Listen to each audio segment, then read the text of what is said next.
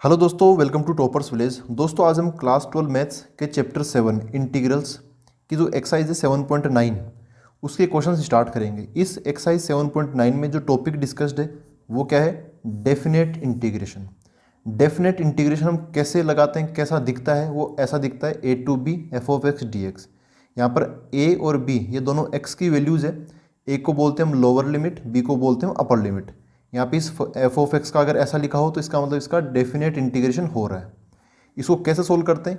Particularly इस exercise 7.9 के लिए आपको इनडेफिनेट इंटीग्रेशन जो भी अभी तक हमने सीखा है वो आना चाहिए। कितने भी फॉर्मूले जो अभी तक हमने लिखे हैं वो सब याद होने चाहिए।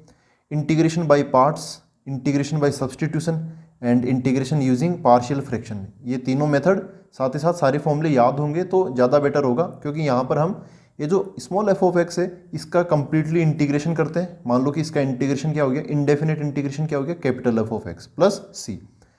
ठीक है, जो भी मेथड लगे वो लगानी पड़ेगी। फिर उसके बाद में इसका जो भी इंटीग्रेशन होता है समझो कि ये आगे capital F of X plus C. ये जो सी है वो यहाँ पे लिखने की जरूरत नहीं है, वहीं पर लिखते थे इनडेफिनेट में, यहाँ नहीं लिखते। तो जो कैपिटल एफ ऑफ एक्स है समझो कि इसका इंटीग्रेशन क्या हो गया, कैपिटल एफ ऑफ एक्स हो गया। अब यहाँ पर हम इसकी लिमिट्स पुट करते हैं। अपर लिमिट क्या है, b, और लोअर लिमिट क्या है, a है। सबसे पहले हम अपर लिमिट पुट करते हैं कि यहाँ पे कैपिटल एफ ऑफ b बन जाएगा। कैपिटल एफ ऑफ b हो गया, x की जगह b पुट कर दिया, फिर माइनस लगाते हैं और फिर लोअर लिमिट पुट कर देते हैं, कैपिटल एफ ऑफ a। ऐसा होता है। जो डेफिनेट इंटीग्रेशन होता है इसका मतलब होता है एक एल्जेब्रिक एरिया, जो कि हम ऑलरेडी पिछले वीडियो में बहुत डिटेल में और बहुत शानदार तरीके से इसको हमने सीख रखा है। तो अभी हम इस तरीके से चलते हुए अपने क्वेश्चंस पर अटैक करते हैं। क्वेश्चन नंबर 1 देखते हैं इस एक्सरसाइज का। तो देखो दोस्तों, क्वेश्चन नंबर 1 ये है, i equal to integration from -1 to 1 of x plus 1 dot D X. तो हमें इसका कैसा, देखो यहाँ पे लिमिट्स लगी हुई, इसका मतलब हमें इसका डेफिनेट इंटीग्रेशन करना है। सबसे पहले अगर अंदर की तरफ सिंपल एक्सप्रेशन है जिसका आप इंटीग्रेशन कर सकते हो तो इसका यहीं पे कर देना, अलग से लिखने की जरूरत नहीं है। तो देखो x का इंटीग्रेशन क्या होता है, एक्स स्क्वायर बाई 2, इसके हम x की पावर 1 से कर लेंगे ना, तो और फिर 1 का इंटीग्रेशन क्या होता है, x हो जाएगा। तो इनडेफिनेट इंटीग्रेशन हमने कर लिया। अब यहाँ पे आपको अगेन वो सिंबल लगाने की ज़रूरत नहीं है। ये जो -1 है उस ब्रैकेट के नीचे लिख दो बाहर की तरफ, और जो 1 है उसको आप बाहर की तरफ 1 लिख दो। ठीक है, अपर लिमिट को। ये इसकी पावर नहीं है, इसका मतलब रिप्रेजेंटेशन है कि हम ये 1 उठा के इसमें डालेंगे, -1 भी इसमें डालेंगे। सबसे पहले हम अपर लिमिट पुट करते हैं। क्या रखते हैं, अपर लिमिट। तो देखो 1 इसमें रखूंगा तो क्या हो जाएगा, 1 का स्क्वायर डिवाइड बाई 2, मतलब पूरे में ही 1 डाल दो, 1 का स्क्वायर डिवाइड बाई 2 प्लस 1। ये मैंने अपर लिमिट पुट कर दिया।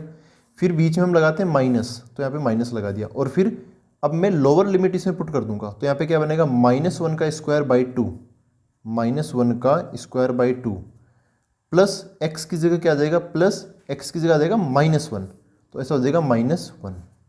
ठीक है, इसको हमें सिंप्लीफाई करना पड़ेगा। तो ये जो भी ब्रैकेट्स लग रहे हैं मैं खोलने की कोशिश करता हूँ। 1 का स्क्वायर डिवाइड बाई 2 ये हो गया 1/2 प्लस 1 माइनस यहाँ पे 1 का, ये -1 का स्क्वायर 1 ही होता है तो ये 1/2 हो गया। ये बाहर वाला जब माइनस अंदर आएगा तो पहले वाले 1/2 को माइनस का हाफ बना देगा। फिर ये माइनस और ये माइनस क्या हो जाएगा, प्लस का 1 हो जाएगा। हाफ से हाफ कट गया, 1 एंड 1 क्या हो गया, 2 आंसर आ गया। है ना, कितना सिंपल है। इंटीग्रेशन करो, अपर लिमिट डाल दो, लोअर लिमिट डाल दो और दोनों को माइनस कर दो, अपर माइनस लोअर, ये आंसर आ गया। तो देखो दोस्तों, ये है question number 2, i equal to definite integration from 2 to 3। किसका करना है हमें, 1/x का। तो सबसे पहले आप 1/x को इंटीग्रेट कर लो।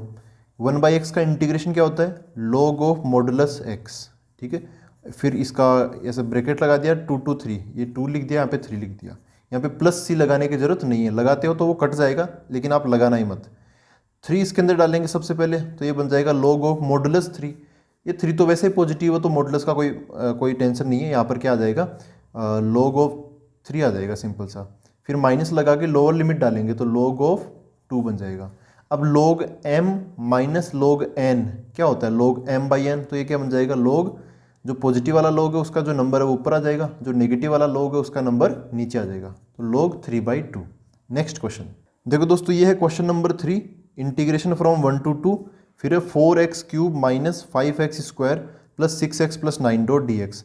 इसको इंटीग्रेट कर लेते हैं। सबसे पहले इसको इंडेफिनेट इंटीग्रेशन के तरीके से इंटीग्रेट करूँगा, बाद में लिमिट्स डालूंगा। तो देखो इसको क्या बनेगा, 4x क्यूब का, तो 4 तो अपनी जगह है ही, एक्स क्यूब का इंटीग्रेशन हो जाएगा, एक्स की पावर 1 बढ़ जाती है ना, एक्स की पावर n के तरीके से। आपके सामने ये जो फॉर्मूला शीट है ना, आप सारे फॉर्मूले यहाँ पे लिख के ऐसे तैयार कर लेना। जो भी अपने चैप्टर्स में अभी तक फॉर्मूलाज आए ना, सारे के सारे आपके पास में, आपकी जो टेबल है ना स्टडी टेबल, उसके सामने लिख के चिपका लेना, ठीक है। तो यहाँ पे जो x की पावर क्यूब है, यहाँ पे जो भी होगा वो x की पावर n के तरीके से हो जाएगा, पावर में 1 बढ़ा देना है, और वैसे ही नीचे की तरफ भी वो बढ़ा हुआ नंबर आ जाएगा। तो यहाँ पर x की पावर 4 बाई क्या हो जाएगा 4, माइनस कीजिएगा -5, एक्स स्क्वायर का क्या हो जाएगा x की पावर 3/3, एक्स स्क्वायर में 1 बढ़ जाएगा, फिर प्लस 6x है तो प्लस 6x का क्या हो जाएगा एक्स स्क्वायर बाई 2, 9 है, 9 तो कांस्टेंट, तो 9 का क्या बन जाएगा 9x बन जाएगा। लिमिट्स 1 और 2, तो यहाँ पे 1 रख देंगे और ऊपर की तरफ 2 रख देंगे, ठीक है, ऐसे लिख दिया मैंने। अब क्या करें, अपर लिमिट सबसे पहले इसके अंदर पुट करते हैं, तो 2 पुट करो। अच्छा यहाँ पे थोड़ा सिंप्लीफाई करो तो कर लो, जैसे यहाँ पर ये 4 से 4 कट जाएगा, ये वाला यहाँ पे जो 2 है वो भी इस 6 को काटेगा, तो यहाँ पे 3 बच जाएगा। तो ऐसा हो गया x4 minus 5x cube divide by 3 plus 3x square plus 9x है। तो उसके अकॉर्डिंगली हम यहाँ पे वैल्यूज पुट करते चले जाएंगे। सबसे पहले मैं 2 इसके अंदर पुट करता हूँ, अपर लिमिट क्या है 2, वो इसमें डालता हूँ। तो x की पावर 4 बोले तो 2 की पावर 4 माइनस 5/3, x का क्यूब 2 का क्यूब प्लस 3x स्क्वायर है तो 3 इंटू 2 का स्क्वायर आ जाएगा, फिर प्लस 9x तो प्लस 9 इंटू 2, ऐसा हो गया, माइनस। अब यहाँ पे 1, मैं 1 पुट करता हूँ इसके अंदर, तो 1 की पावर 4 क्या हो जाएगा 1 हो जाएगा, माइनस 5/3, 1 का क्यूब है ना। अब 1 को तो कोई ज़्यादा अहमियत देते नहीं, जो कांस्टेंट होता है, जो कोएफिशिएंट होता है ना, वही आ जाता है। तो यहाँ पे 5/3 आ जाएगा, प्लस 3, 1 का स्क्वायर 3x स्क्वायर है तो 3 का 3 आ जाएगा, 9 इंटू 1 तो वो 9 ही आ जाएगा, ठीक है। अब इनको हम फटाफट सोल्व करना पड़ेगा, ये हमें करना ही पड़ेगा। कैलकुलेशन तो यहाँ पर है, 2 की पावर 4 ये कितना हो गया 16, आप चाहो तो इसको रफ में कर लो, है ना। ये कितना हो गया, ये हो गया 16, ये डिवाइड बाई 3 वाले को बाद में देखूंगा, ये 3 इंटू 4 ये कितना हो गया 12, और 9 टू ये 18 हो गया। उसी के साथ आप चाहो तो इधर वाला चलो बाद में निपटा देंगे। ये कितना हो गया 30, और ये 16 कितना हो गया 46 हो गया। अच्छा यहाँ वाला देखते तो -1, 1 और 9 ये 10 हो गया, 10 और 3 13, तो माइनस का 13 आ जाएगा। इसमें से हम 13 और माइनस कर देंगे तो कितना आ जाएगा 33।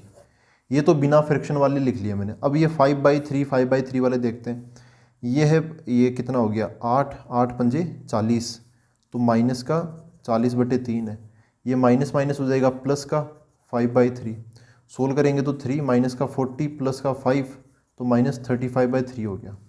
ये प्लस का 33 है और ये भी इसके साथ में ही है, तो इन दोनों को अब लास्ट में कैलकुलेट कर लो, तो 3 इससे मल्टीप्लाई होगा तो क्या बन जाएगा 99, फिर -35 डिवाइड बाई 3, तो 9 - 5 4 हो गया, फिर 9 - 3 ये 6 हो जाएगा, तो 64/3 ये हो गया आंसर, 64/3। तो इसका आंसर ओवरऑल कितना आ गया 64/3 आ गया। आप चाहो तो देखो नॉर्मल कैलकुलेशन है, कोई भी बच्चा इसको कर सकता है। अब हम अगला क्वेश्चन देखते हैं। देखो दोस्तों ये है question number 4, integration from 0 to π/4 of sin 2x dot dx। इसको हमें इंटीग्रेट करना है, इसका आंसर क्या होगा। तो देखो दोस्तों एक चीज़ मैं आपको पहले यहाँ पे बता दूँ अलग से, कि जैसे यहाँ पे sin 2x है, तो ऐसे जैसे sin x का अगर मैं बोलूँ sin का इंटीग्रेशन क्या होता है, तो आप क्या बोलोगे माइनस का कोस होता है। ऐसे ही अगर sin ax प्लस b आ जाए डॉट dx इसके साथ में लगा हुआ, तो इसका इंटीग्रेशन क्या होगा माइनस कोस के अंदर भी वे आ जाएगा सबसे पहले ax प्लस बी, लेकिन यहाँ पे जो x का कोएफिशिएंट है क्या a, वो यहाँ पे डिवाइड में आ जाता है प्लस c, ठीक है। ये आप इसको कैसे कर सकते हो, आप चाहो तो ये जो 2x है ना, इसको आप t मान के भी कर सकते हो, लेकिन वही बात है थोड़ा लंबा खिंच जाएगा। तो आप सबसे बेस्ट क्या है, ये तरीका आप लगा सकते हो, बेझिझक लगा सकते हो, कोई दिक्कत नहीं है। इसको याद रखने का छोटी सी बात है, जैसे x के यहाँ पे मल्टीप्लाई में 2 है, जब हम इस चीज़ का डिफरेंशिएशन करेंगे तो वो जो 2 होता है वो मल्टीप्लाई में आता है। यहाँ पे इंटीग्रेशन डिफरेंशिएशन का रिवर्स प्रोसेस है, तो जो x का कोएफिशिएंट है 2 वो डिवाइड में आएगा। डिफरेंशिएशन में मल्टीप्लाई में आया करता था, यहाँ पर हम इंटीग्रेशन कर रहे हैं तो वो डिवाइड में आएगा। तो उससे आप ऐसा समझोगे तो जल्दी से चीज़ें क्लियर हो जाएगी। साइन 2x का इंटीग्रेशन क्या हो गया, माइनस का कोस 2x और x का कोएफिशिएंट 2 है तो 2 यहाँ पे डिवाइड में आ जाएगा 0 से π/4। सबसे पहले हम अपर लिमिट पुट करेंगे तो माइनस कोस 2 इंटू एक्स की जगह आ जाएगा π/4, ठीक है, डिवाइड बाई 2। सारी चीज़ें सेम टू सेम हमने यहाँ पे लिख ली है। फिर माइनस, अब हम जीरो पुट करेंगे, ठीक है, अब हम जीरो पुट करेंगे तो क्या हो जाएगा, ये पूरा का पूरा लिख लो दोबारा, माइनस कोस 2x, x की जगह क्या आ जाएगा, जीरो आ जाएगा डिवाइड बाई 2। सोल्व करें, ये देखो ये कितना हो गया, कोस 2 π/4। तो आप जब 2 को इस 4 से कट करोगे तो आपको यहाँ पे 2 मिलेगा। अब कोस क्या हो गया, कोस π/2 हो गया, ये कोस π/2। कोस π/2 क्या होता है, जीरो होता है, तो इसका आंसर क्या आ गया, जीरो। 0/2 लिखो मत लिखो, आंसर जीरो आ जाएगा। माइनस माइनस माइनस क्या हो गया, प्लस हो गया। कोस 2 इंटू जीरो, ये क्या हो गया, कोस जीरो। और आपको पता होना चाहिए कि कोस जीरो की वैल्यू क्या होती है, 1 होती है। कोस π/2 की वैल्यू क्या होती है, जीरो होती है, ठीक है। तो इस बार क्या बन गया, कोस जीरो की वैल्यू 1 होती है, तो ऊपर वाला माइनस माइनस तो प्लस हो ही गया, और इसकी वैल्यू क्या आ गई, प्लस का 1 डिवाइड बाई नीचे की तरफ 2। तो आंसर क्या आ गया, 1/2। ठीक है दोस्तों, ये वैल्यू पुट करने वाली बात भी नॉर्मल है। हाँ, थोड़े कुछ बच्चों को ये माइनस प्लस लगाने में सिली मिस्टेक कर सकते हैं, लेकिन मत करना। आप पूरी की पूरी जो चीज़ है ना उसको दोबारा ही लिख लेना, अपर लिमिट पुट करते टाइम और लोअर लिमिट पुट करते टाइम, ठीक है। अब हम देखते हैं नेक्स्ट क्वेश्चन। देखो दोस्तों, क्वेश्चन नंबर 5 ये है, I equal to integration from 0 to π/2 cos 2x dx। तो सबसे पहले हमें कोस 2x का इंटीग्रेशन करना पड़ेगा। कोस 2x का इंटीग्रेशन क्या होता है, साइन 2x डिवाइड बाई 2। कोस का आंसर ना, कोस का इंटीग्रेशन पॉजिटिव आता है, तो यहाँ पे प्लस का sign 2x divide by 2। Divide by 2 क्यों, क्योंकि x का कोएफिशिएंट 2 है और इंटीग्रेशन में वो चीज़ डिवाइड में आती है। ये हुआ। अब यहाँ पे लगा देंगे 0 से कितना, π/2। अब वैल्यूज इसके अंदर पुट करते हैं। तो सबसे पहले मैं π/2 इसमें पुट करूँगा। तो देखो x की जगह रखूँगा π/2, वो 2 से मल्टीप्लाई हो जाएगा, तो 2 इंटू π/2 बन जाएगा। 2 से 2 कट जाएगा, ओनली यहाँ पे सिंपली पाई आ जाएगा, ठीक है। तो क्या बन गया, साइन पाई। समझ गए दोस्तों, यहाँ पर मैं x की जगह π/2 पुट कर रहा हूँ। 2 यहाँ पर ऑलरेडी पहले से क्वेश्चन में है, तो 2 से वो π/2 वाला नीचे वाला 2 कट जाएगा, सिंपली पाई बच जाएगा। ये मैंने क्या पुट कर दिया, पाई नहीं, π/2 पुट कर दिया। माइनस यहाँ पर फिर अब मैं, अच्छा इसके नीचे डिवाइड बाई 2 भी तो है, तो ये डिवाइड बाई 2 लगाना नहीं भूलेंगे, सेम टू सेम छाप दिया। माइनस, अब क्या आएगा, अब मैं 0 पुट कर दूंगा, तो ऐसा बन जाएगा साइन 2 इंटू 0, 0/2। वैल्यूज़ को सोल्व कर लेते तो आंसर क्या मिलेगा, साइन पाई कितना होता है, 0, ठीक है, और उसके डिवाइड बाई 2 है, तो वो भी डिवाइड बाई 2 कोई मतलब नहीं है, 0 हो गया। साइन पाई क्या हो गया, 0 हो गया। माइनस तो माइनस, साइन 0 कितना होता है, ये भी 0, तो 0 - 0 इक्वल टू 0 आंसर आ गया, ठीक है। आपको ये भी पता होना चाहिए कि साइन पाई की वैल्यू 0 होती है, एंड साइन 0 की वैल्यू 0 तो आप बचपन से ही जानते हो। तो इसका आंसर क्या बन गया अपना, 0 बन गया। देखते हैं अगला क्वेश्चन। देखो दोस्तों, ये है question number 6, I equal to integration from 4 to 5। ये थोड़ा सा ये मतलब गलत लिख दिया था मैंने, ये करेक्शन कर लिया। यहाँ पे 4 है नीचे की तरफ, यहाँ पर ऊपर की तरफ 5 है। अब अपनी बुक में देखोगे तो क्वेश्चन नंबर 6 यही है, e⁻x dx। तो सबसे पहले हम e⁻x को इंडेफिनेट इंटीग्रेशन कर लेंगे इसका। तो e⁻x का e⁻x ही होता है। Lower limit 4, upper limit 5। Upper limit सबसे पहले डालेंगे x की जगह, तो e⁻5 बन जाएगा। फिर लगाएंगे माइनस, लोअर लिमिट डालेंगे तो e⁻4 बन जाएगा। आंसर बस, आप चाहो हो सकता है कि e⁻4 कॉमन ले रखा हो, तो e⁻4 कॉमन ले लो, तो यहाँ पर क्या बचेगा, e बच जाएगा 1, माइनस ये तो पूरा ही उठ गया, तो यहाँ पर 1 बच जाएगा। तो e⁻4 गुणा e-1। अब देखते हैं अगला क्वेश्चन। देखो दोस्तों, ये है question number 7, I equal to integration from 0 to π/4 10x dx। एक तरीके से ये जो डेफिनेट इंटीग्रेशन हम पढ़ते हैं ना, तो इसमें इनडेफिनेट के फॉर्मूले अच्छे से जरूर रिवाइज हो जाते हैं। यह बात आप भी मानते हो, है ना, क्योंकि यहाँ पर बार बार वही पुराने वाले फॉर्मूले अगर आपको याद हो तो ये क्वेश्चन बनेगा, तो याद करना ही पड़ता है यहाँ पर। तो जैसे यहाँ पर क्या है, 10x का इंटीग्रेशन है, तो लिस्ट तैयार है। 10x का इंटीग्रेशन क्या होता है, log sec x या फिर माइनस log cos x। तो sec x वाला ही लगा देते हैं, यहाँ पर क्या है, प्लस का ही है। तो इसका इंटीग्रेशन क्या होता है, log, इसका कर रहा हूँ मैं, modulus of sec x plus c। यहाँ पे लगाने की जरूरत नहीं है। अब लिमिट्स लगाएंगे, 0 है lower limit and upper limit क्या है, π/4। 1 by 1 दोनों वैल्यूज पुट करते हैं। थोड़ा log पर भी कमांड होना चाहिए, थोड़ा बहुत, ज़्यादा नहीं, थोड़ा बहुत। सबसे पहले मैं π/4 इसमें डालूंगा, तो क्या मिलेगा, मैं log of modulus sec pi by 4 हो गया माइनस। अब मैं जीरो इसमें पुट करूँगा तो log of modulus sec zero. ठीक है दोस्तों, log sec pi by 4। Sec pi by 4 क्या होता है आपको ये पता होगा कि कोस पाई बाई 4 क्या होता है। कोस ये 45 डिग्री है, 45 डिग्री तो 1/√2 होता है। यहाँ पर तो सेक है तो वो तो 1/√2 का उल्टा आ जाएगा, तो ऐसा बन जाएगा log ऑफ कोस आता 1/√2, सेक आ जाएगा √2 हो जाएगा। ठीक है माइनस, फिर ये है log of sec zero. Sec zero कितना होता है, कोस जीरो, कोस जीरो होता है 1, तो सेक जीरो मतलब उसका उल्टा, तो 1 का उल्टा यहाँ पर ऐसा बन जाएगा log ऑफ 1, ऐसा बन जाएगा। मॉडुलस अब लगाने की जरूरत नहीं है क्योंकि 1 जो आंसर आएगा वो खुद ही पॉजिटिव है। मॉडुलस नेगेटिव को पॉजिटिव बनाता है और कुछ नहीं करता। यहाँ पर देखो log ऑफ ये जो √2 है ना, √2 आप चाहो तो इसको ऐसे लिख लो 2 की पावर 1/2, 2 की पावर 1/2 ऐसे। मॉडुलस अब लगाने की जरूरत नहीं है क्योंकि अंदर वाला पॉजिटिव ही है। माइनस की जगह माइनस। log 1 क्या होता है, जीरो होता है। आपको हमेशा पता होगा कि log ऑफ 1 कितना होता है, जीरो। 1 का कभी भी log लोगे, कुछ भी बेस रख लो यहाँ पर ई 10 2 कितना भी, आंसर कितना आएगा, जीरो आएगा। तो उसको मैंने अब हटा देंगे अगली स्टेप में। अब एक प्रॉपर्टी होती है कि log ऑफ m की पावर n, तो ये n आगे आ जाता है, तो ऐसा बन जाएगा n इंटू log m। तो इस 1/2 को मैं आगे ले आऊँगा तो कैसा होगा 1/2 log ऑफ 2। देखो दोस्तों ये है question number 8, i equal to integration from π/6 to π/4। देखो π/6 का मतलब होता है 30 डिग्री है ना एंगल में, क्योंकि यहाँ पे कोसेक एक्स है, और π/4 का मतलब होता है 45 डिग्री 45 डिग्री। तो इससे रिलेटेड जो भी चीज़ें आएंगी मैं ऐसे समझा दूंगा आपको। कोसेक एक्स का सबसे पहले इंटीग्रेशन करना पड़ेगा, तो आई इक्वल टू कोसेक एक्स का इंटीग्रेशन का फॉर्मूला याद होगा तो लगा दो फटाफट। देखो कोसेक एक्स के दो होते हैं formula, log cosec x minus cot x.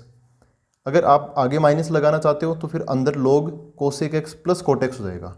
तो मैं आगे प्लस ही रखना चाहूँगा, कोई भी बच्चा प्लस ही रखना चाहेगा, तो log cosec x minus cot x ये वाला लगा रहा हूँ। तो इसका क्या बन गया, log of modulus cosec x minus cot x का मॉडुलस। ठीक है, ये ब्रैकेट क्लोज। और अब मैं लिमिट्स लिख दूंगा यहाँ पे π/6 बोले तो 30 डिग्री से लेके 45 डिग्री π/4। सबसे पहले मैं π/4 पुट करूँगा तो ऐसा हो जाएगा i equal to log of modulus, ये बन जाएगा कोसेक π/4 माइनस कोट π/4 माइनस। अब मैं लोअर लिमिट पुट करूँगा तो क्या बन जाएगा, log ऑफ मॉडुलस यहाँ पे कोसेक π/6 माइनस कोट π/6। ठीक है, 1/1 इनकी वैल्यूज रखना स्टार्ट करते हैं। तो log, अच्छा एक काम कर सकते हो, देखो ऐसी सिचुएशन आ गई ना, log ये बड़ा सा नंबर, log फिर ये बड़ा सा नंबर, तो बीच में क्या लगा, माइनस। तो अगर आपको पता हो कि log m minus log n क्या होता है, ऐसा हो जाएगा log m/n। समझ गए, बीच में माइनस लगा है तो माइनस वाला जो ये है log n है, तो इसका जो नंबर है n वो नीचे आ जाता है और प्लस वाला ऊपर आ जाता है। तो यहाँ पर ऐसे ही है, तो मैं इन दोनों को एक जगह लिख लेता हूँ ऐसे करके, ये प्लस वाला तो ये ऊपर आ जाएगा और वो माइनस वाला तो वो नीचे आ जाएगा। खैर यहाँ पर वैल्यूज भी हमें रखनी पड़ेगी। कोसेक π/4 क्या होता है, तो जैसे साइन π/4 क्या होता है, 1/√2 होता है ना, तो कोसेक π/4 उसका उल्टा √2 बन जाएगा, माइनस माइनस। फिर आता है कोट π/4, मतलब कोट 45 डिग्री, टेन 45 डिग्री कितना होता है 1, तो कोट उसका उल्टा 1, ऐसा हो गया डिवाइड बाई। यहाँ पर क्या आएगा, आप चाहो तो अलग से वैल्यू निकाल के रख देना, लेकिन रखी तो डायरेक्ट। देखो क्या है यहाँ पे, कोसेक π/6 है ना, कोसेक π/6, जो साइन π/6 होता है वो होता है 1/2, तो कोसेक तो उसका उल्टा होता है, तो 1/2 का उल्टा 2 बन जाएगा, माइनस फिर माइनस। कोट π/6, अब यार टेन 30 डिग्री, ये π/6 बोले तो कितना 30 डिग्री, टेन 30 डिग्री होता है 1/√3, तो कोट 30 डिग्री ये वाला, ये क्या हो जाएगा 1/√3 का उल्टा, कितना √3 हो जाएगा। तो ये बन गया आंसर। अब इसमें तो ज़्यादा कुछ करने की जरूरत नहीं है, रेशनलाइजेशन वगैरह रहने देना, उसका क्वेश्चन नहीं है, इंटीग्रेशन का क्वेश्चन है। ठीक है, तो इसको मैं यहीं छोड़ रहा हूँ। अब हम देखते हैं अगला क्वेश्चन। देखो दोस्तों ये है question number 9, i equal to integration from 0 to 1 dx/√1 minus x²। इसका इंटीग्रेशन आपको आना चाहिए। तो अगर हम फॉर्मूला लिस्ट देखें, अगर आपको डिफरेंस से कुछ लिंक बना सकते हो वैसे भी याद रख सकते हो। देखो यहाँ पर क्या है, 1/√1 माइनस x², मतलब √1 माइनस x² नीचे की तरफ है, इसका इंटीग्रेशन होता है। अगर आप साइन में बोलना चाहते हो तो साइन इनवर्स x प्लस सी, कोस इनवर्स x वाला यहाँ पे माइनस लग जाता है, तो मैं ये लगाने वाला हूँ, प्लस वाला ही प्रीफर करेंगे, सी लिखने की जरूरत नहीं है। तो इसका इंटीग्रेशन क्या हो गया, साइन इनवर्स x। तो यहाँ पर आ जाएगा sine inverse x, lower limit 0 upper limit 1। मैं इसमें सबसे पहले 1 पुट करूँगा अपर लिमिट, तो क्या बन जाएगा साइन इनवर्स 1 माइनस, अब मैं 0 पुट करूँगा तो क्या बन जाएगा साइन इनवर्स 0। ऐसा हो गया। अब इनकी वैल्यूज क्या क्या होगी, तो देखो साइन इनवर्स 1 ये कितना होता है, साइन थीटा का आंसर 1 कब आता है, 1 कब आता है, 90 डिग्री पे, है ना, π/2 पे। तो साइन इनवर्स 1 कितना हो जाएगा, वो एंगल ही होता है। ये जो इनवर्स ट्रिगोनोमेट्री होती है ना, sine inverse 1, sine inverse 0, tan inverse something, cos inverse something, ये सब एंगल बताते हैं। वो एंगल जिसका हम ये लें तो हमें ये मिल जाए, ये नंबर मिल जाए। तो साइन इनवर्स 1 कितना हो जाएगा π/2, 90 डिग्री हो जाएगा, माइनस साइन इनवर्स 0 ये कितना हो जाएगा 0 डिग्री, बोले तो 0 रेडियन। तो आंसर क्या आ गया π/2 ही यहाँ पर आ जाएगा। ठीक है, अब हम देखते हैं नेक्स्ट क्वेश्चन। देखो दोस्तों, ये है question number 10, I equal to integration from 0 to 1 dx upon 1 + x²। अब ये इसका क्या फॉर्मूला होता है, इसका डेफिनेट इनडेफिनेट इंटीग्रेशन का क्या फॉर्मूला होता है। तो यहाँ पर वापस आते हैं, साइन इनवर्स एक्स के बाद में हम देखते हैं 1/1 + x² का, इसका इंटीग्रेशन क्या होता है टेन इनवर्स एक्स। तो ये फॉर्मूलाज याद होंगे तो आपको ऐसे मतलब चुटकियों में निकलेंगे सारे क्वेश्चन। तो इसका क्या हो जाएगा, इसका इंटीग्रेशन हो जाएगा tan inverse x, lower limit 0 upper limit 1। सबसे पहले मैं अपर लिमिट डालूंगा तो बन जाएगा टेन इनवर्स 1 माइनस एक्स की जगह मैं 0 डालूंगा तो क्या बन जाएगा टेन इनवर्स 0। ऐसा हो गया। टेन इनवर्स 1 ये क्या होता है, तो टेन थीटा का आंसर 1 कब आता है, टेन थीटा का आंसर, जैसे इसको आप थीटा समझोगे तो टेन इनवर्स थीटा के पास चला जाएगा, टेन थीटा बराबर 1, तो कितना होता है 45 डिग्री होता है ना। तो ये एक एंगल है, तो एंगल आपको एंगल ही बताना है यहाँ पे कितना 45 डिग्री, 45 मत लिखना π/4, रेडियन में π/4 माइनस टेन इनवर्स 0, तो 0 कब आता है 0 डिग्री पे आता है, तो यहाँ पे 0 आ जाएगा, 0 रेडियन ही होता है। तो आंसर क्या आ गया यहाँ पे π/4। ठीक है, 0 का कोई मतलब नहीं है घटने में। अब हम देखते हैं नेक्स्ट क्वेश्चन। देखो दोस्तों, ये है क्वेश्चन नंबर 11, सीधा सीधा फॉर्मूला बेस्ड क्वेश्चन है ये भी। यहाँ पर है 2 to 3, ये लिमिट्स तो चलो ठीक है। यहाँ पर है dx अपॉन x² - 1। तो ये क्या है, ये किसका इंटीग्रेशन, इसका इंटीग्रेशन क्या होता है। देखो यहाँ पर है ये 1 / क्वाड्रेटिक वाले पैटर्न है, तो आपने ये देखा होगा जब हमने डेफिनेट इंटीग्रेशन पढ़ा था। यहाँ पर है x² - a², ये इसी से मैच हो रहा है ना, x² की जगह x², ये 1 है, 1 किसकी जगह बैठा है a² की जगह, तो a² बराबर 1 हो गया। इस 1 को आप 1 का स्क्वायर समझ सकते हो, कोई दिक्कत नहीं है। तो a की वैल्यू क्या है यहाँ पर 1 है। इसका फॉर्मूला क्या होता है 1/2a log, फिर मॉडुलस के अंदर x - a बटा x + a। याद रखना यहाँ पे x² - a², मतलब इस वाले क्वेश्चन में जो माइनस वाला है वो ऊपर आएगा और जो प्लस वाला है वो नीचे आएगा। तो देखो यही फॉर्मूला मैं लगा के लिख रहा हूँ 1/2a, a की जगह क्या आ जाएगा, ये अपना ये 1 है ना, ये 1 का स्क्वायर समझ लो, तो यहाँ पे 1 आ जाएगा। फिर log of modulus x - a कितना यहाँ पे ये 1 आ जाएगा, डिवाइड बाई x + a 1 आ जाएगा अगेन। ये बना इसका कंप्लीट इंटीग्रेशन। अब लोअर लिमिट अपर लिमिट इसके बाहर लिख देंगे, 2 है और ऊपर 3 ऐसा लगा देंगे। सबसे पहले मैं 3 इसके अंदर पुट करूँगा, तो देखो 1/2, आप चाहो तो ये जो 1 कॉन्स्टेंट्स अगर मल्टीप्लाई में ना तो उसको बाहर निकाल सकते हो, कोई दिक्कत नहीं है। तो 1/2 चलो अभी रहने दो। फिर साथ में क्या log, तो log मॉडुलस मैं 3 इसके अंदर पुट करूँगा तो ये क्या बन जाएगा 3 - 1, है ना। सबसे पहले मैं 3 पुट करूँगा इसके अंदर, तो 3 - 1 क्या बन जाएगा 2, डिवाइड बाई 3 + 1 बन जाएगा 4, ये हुआ क्लोज।